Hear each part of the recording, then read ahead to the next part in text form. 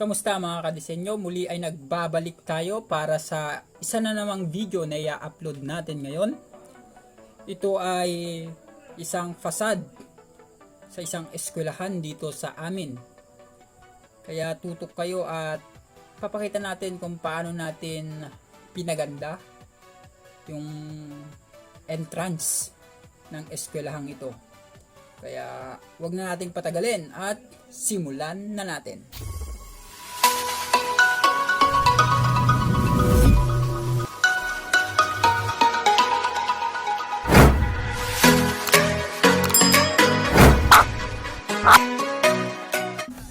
So ayan yung entrance ng eskwelahang ito.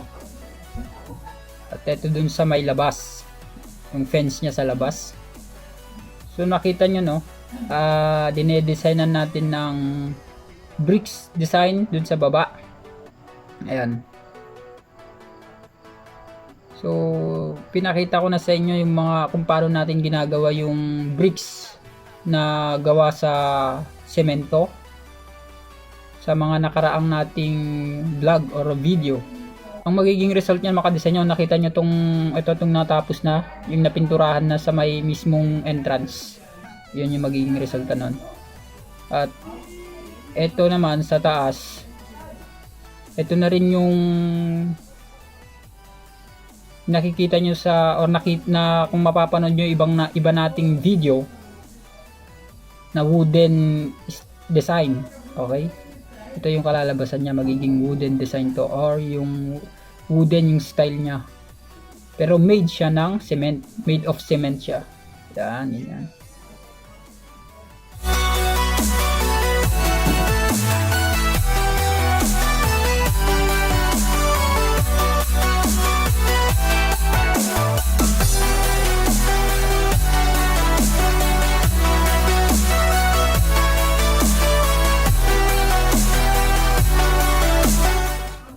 At sa mga nakaraan nating video mga kadisenyo ay naipakita ko na rin sa inyo kung paano natin mini-mix yung kulay or kung paano natin dinedesignan, di ba?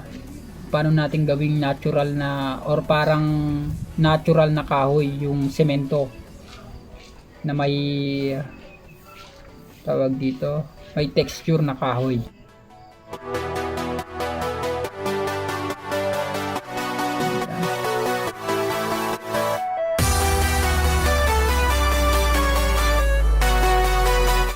Yung disenyo pala na ito mga kadesenyo ay kumbaga mix siya ng antique design tsaka modern.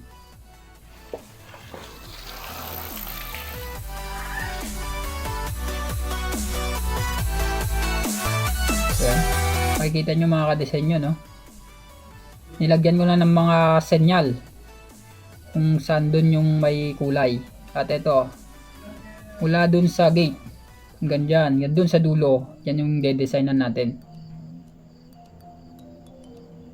Magkabilaan yan mga kadesenyo. Nakita nyo naman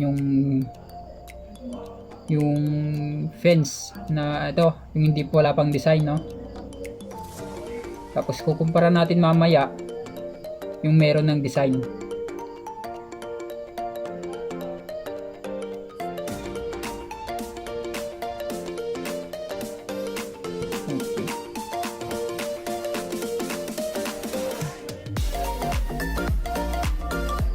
So nakita nyo dun sa taas mga kadesenyo no?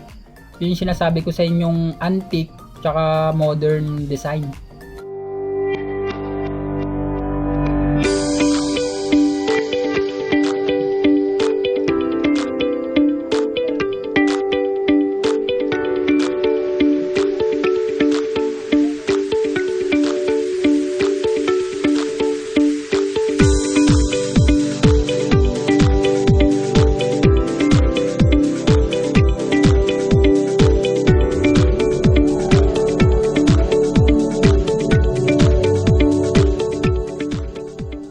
Mga kadisenyo, yan yung naging result ng ating project.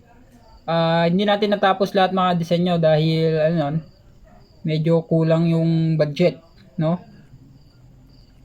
Kaya ito muna yung natapos sa ngayon. Siguro by next week, pagpapatuloy natin yan kapag may budget na naman. At sa mga schools na gustong magpa-design or magpagawa ng ganitong design, maaari nyo kaming kontakin sa numerong makikita nyo sa ating description. At di rin kayo mag-direct message sa aking messenger. Ilalagay ko rin dito yung ating Facebook account. Muli, maraming salamat mga kadisenyo. Hanggang sa susunod nating video.